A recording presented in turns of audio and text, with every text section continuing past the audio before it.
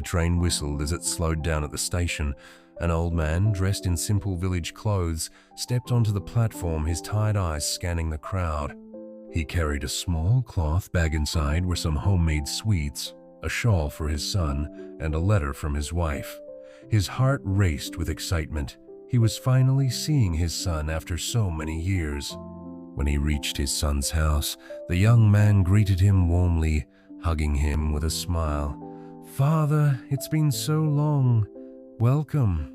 That evening, as they sat for dinner, the father hesitated before speaking. "Son, your mother misses you a lot. It would mean the world to her if you could visit us, even for a few days." His son sighed, placing his spoon down. "Father, you know how busy I am. The business takes up all my time. I can't leave right now." The old man nodded with a gentle smile. He didn't show sadness, nor did he insist. "I understand, son."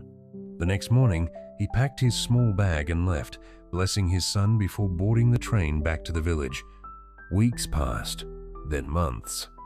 One evening, as the son was driving home from work, it started to rain heavily. At a traffic light, he noticed an old man on the sidewalk, struggling to cover his two little children with a small umbrella. The rain poured on him, soaking his clothes, yet he didn't care. He only made sure his children stayed dry. A sudden rush of memories flooded his mind. His father, running beside his bicycle when he was learning to ride. His father holding an umbrella over him while getting drenched himself. His father carrying him on his shoulders when his legs ached from walking. His heart clenched. How much had his parents done for him, and what had he done for them? That night, he couldn't sleep. The next morning, he packed his bags and drove straight to his village. But when he arrived at his childhood home, it was empty. Confused, he asked a neighbor. "They don't live here anymore," the man said with a sigh. "We'll give you the address. Go and see them." He rushed to the address the neighbor gave him. When he stepped inside, his eyes scanned the surroundings, and a sudden realization hit him. It was an elderly home. His heart pounded as he looked around, searching desperately.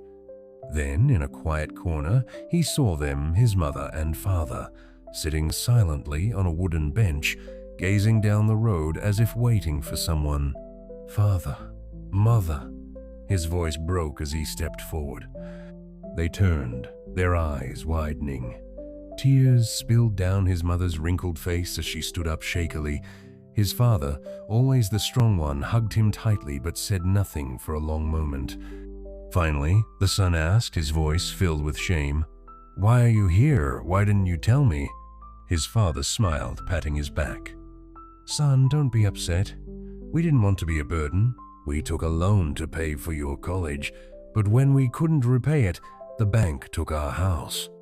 I found work at a farm, and since I couldn't leave your mother alone, I brought her here." The son's heart shattered.